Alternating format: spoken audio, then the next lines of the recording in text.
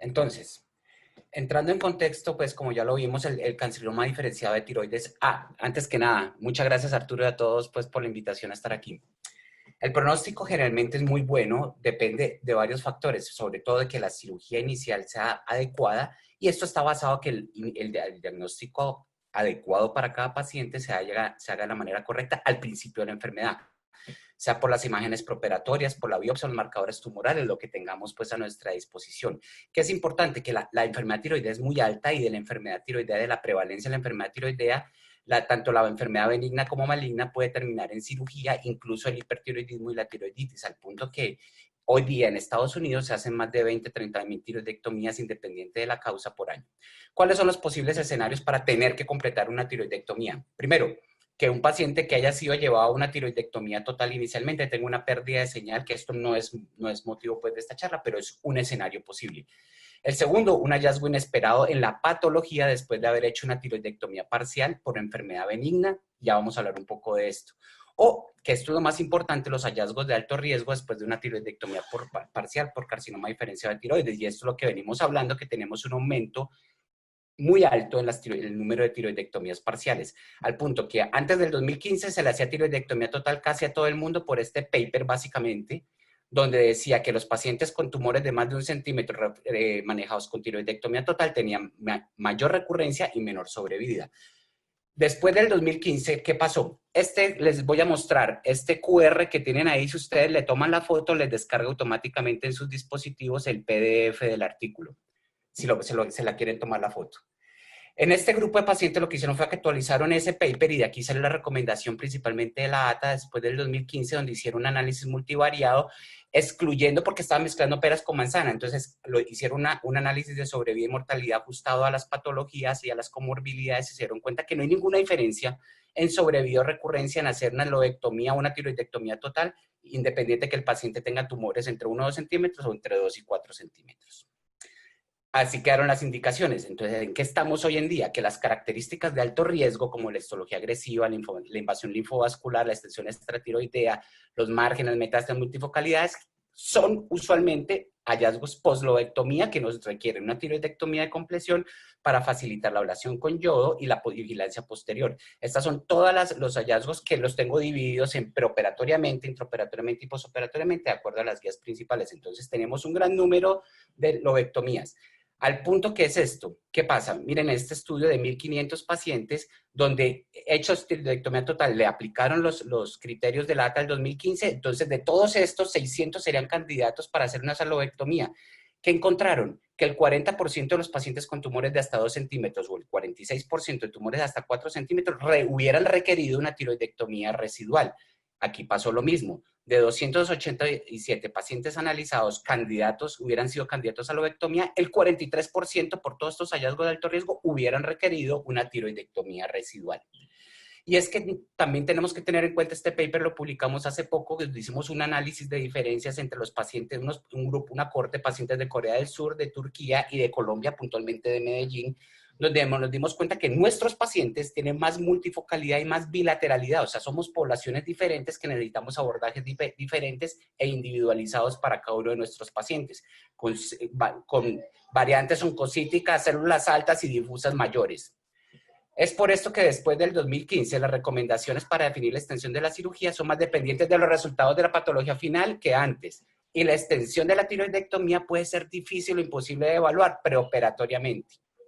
Sobre todo porque estamos haciendo más lobectomías, y esta es la tasa de lobectomías estimadas para el año 2018, después de las guías de la data del 2015, donde vemos que se puede llegar a tener más de 30-40% de lobectomías por cáncer diferenciado de tiroides de una manera predictiva. La pregunta puntual, ¿cuándo la debemos completar?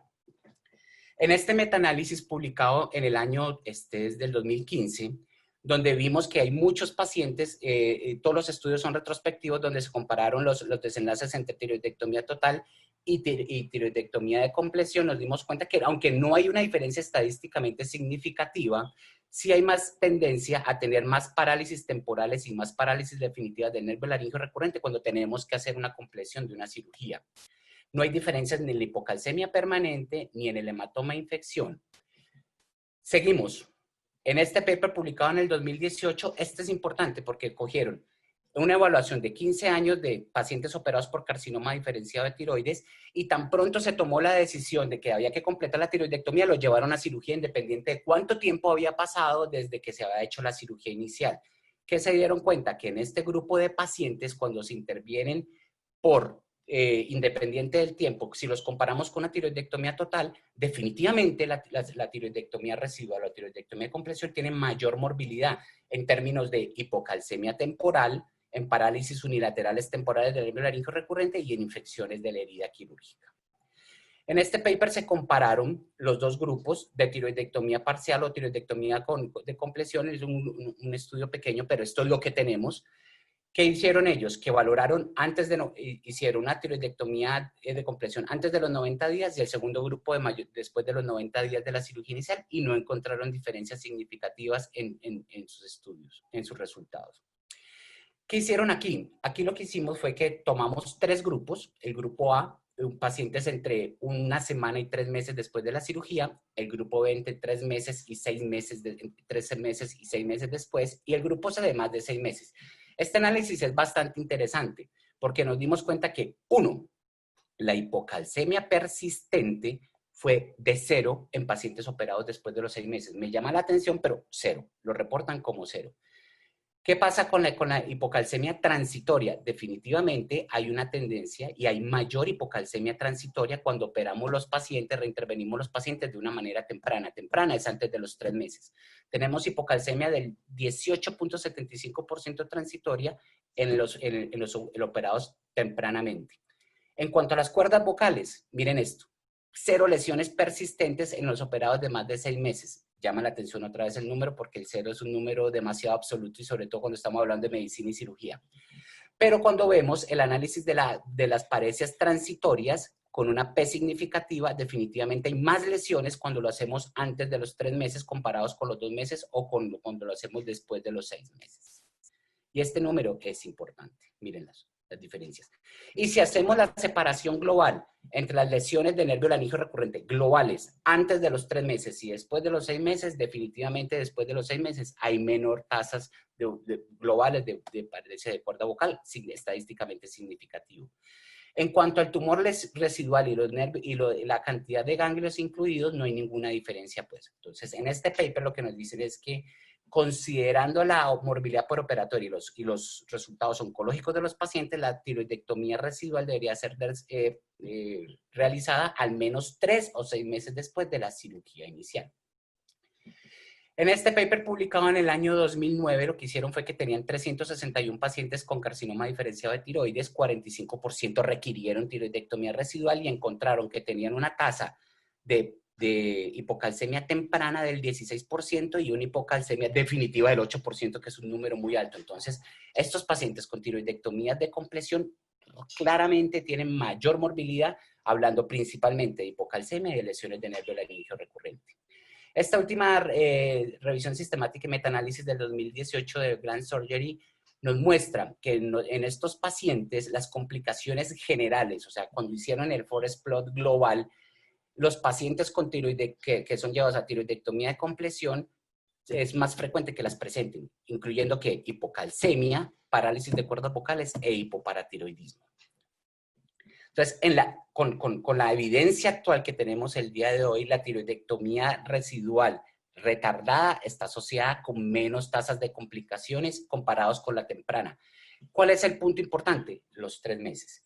En el paper que publicamos recientemente con un cirujano y amigo que se llama Carlos Simón Duque, donde hicimos una revisión de cuál era realmente el estado de todo esto, nos dimos cuenta que las complicaciones, obviamente, entre tiroidectomía residual versus tiroidectomía total son mayores cuando tenemos que completar la tiroidectomía. Y en estos tipos de estudios, tanto retrospectivos como en revisiones sistemáticas, hay una tendencia a tener menos complicaciones si se hace la cirugía después de los 3 meses.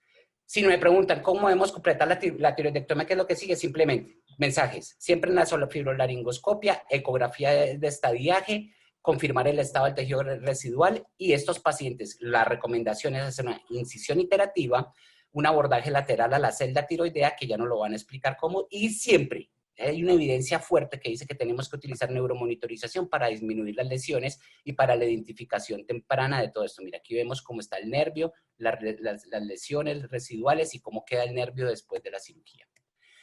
En conclusión, el estadiaje preoperatorio adecuado es fundamental para definir el pronóstico de nuestros pacientes y la necesidad o no de completar una tiroidectomía. La decisión de esta extensión depende de los factores de riesgo, tanto preoperatorios como intraoperatorios. Y es importante esto. Hasta el 45% de las lobectomías por cáncer diferencial de tiroides pueden requerir tiroidectomía residual. Y aparentemente el tiempo ideal para completar la tiroidectomía es 3 meses. Muchas gracias.